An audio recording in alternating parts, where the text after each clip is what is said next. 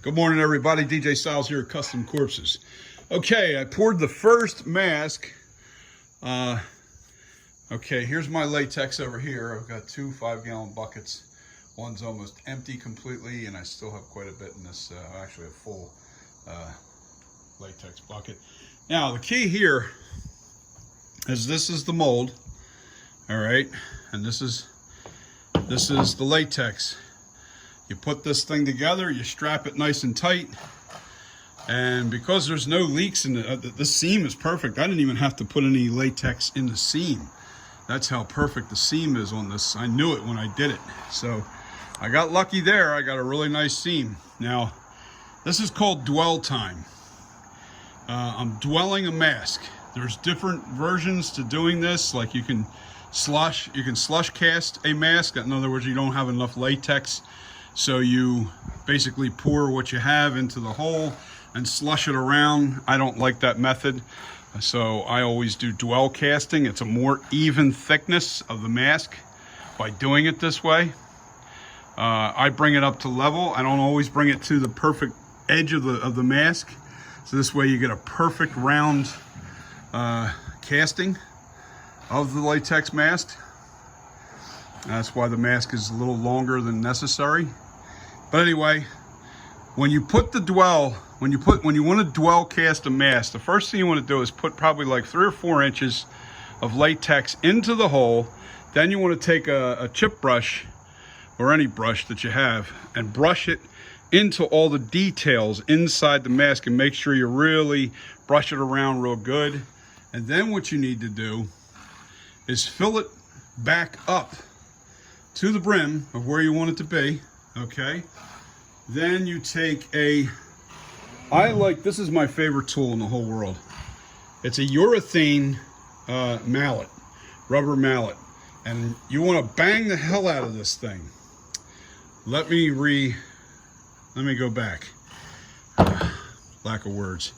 Let me go back first. The first thing I have to do before I put any latex in this thing is I have to make sure that the mold is fairly wet, or else you'll get a lot of bubbles. So I just take regular tap water and I spray the inside of the entire thing. I soak it real good. Then I drain it off. Then I put the latex in. Then I put and then I slush cast it up against the walls with a brush, and then fill it back up. Then take the rubber mallet and beat the hell out of the edges. I don't have a vibrating table, or that would be the best method. And what you want to do is make sure you bring up all the bubbles that are against the wall. I'm not really tapping it too hard because I don't want it to shift around. I put my paint scraper in there to keep it from moving around too much. But I want to make sure there's no bubbles trapped against the wall. I already did this pretty good. There wasn't a lot of bubbles in this, which is a good thing,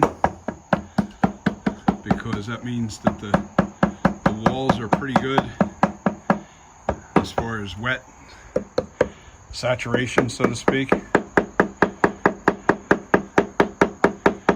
So with that being said, that's how I do my mask in my mold. Now I like to cover this because of bugs or whatever. I cover this with a little lid, and I use a bucket to hold my sculpture, my mold. I'm sorry. I use a bucket to hold my mold, and I can adjust the mold to make sure it's level once I fill it to the top with latex. Now I'm going to let this dwell for maybe 3, maybe even 4 hours. I want it to be a thick casting because I'm going to foam fill this one. This will be the first one. Actually, yeah, I'm going to have to check to make sure that the details aren't screwed up. There's no air bubbles in it and stuff like that before I foam fill it. So what I'll do is I'm going to let this go and then foam fill it, so I have a master copy that I can now make another mold from. And I won't have to do a 2-part mold with that. All I have to do is put basically concrete over top of the stone over top of the latex mask. But that'll also give me a smaller version by doing that. Every time you cast from a latex mask, you lose about 2 inches. So with that being said, this will be down to a perfect size mask for anybody. I can cast this up to maybe 3 times before it's unwearable, because I made this oversized. This is like a 32-inch sculpt. 32-inch in diameter sculpt around the brow area to the back of the head, from the furthest point of the back of the head. It's about 32 inches. And every time I recast into a latex mask, I can shrink it down to like 2 inches. So my goal is to get it to about 25 inches. And I'm going to make master copies from each one of those molds out of urethane rubber. And then I'll have a urethane copy of my masterpiece here.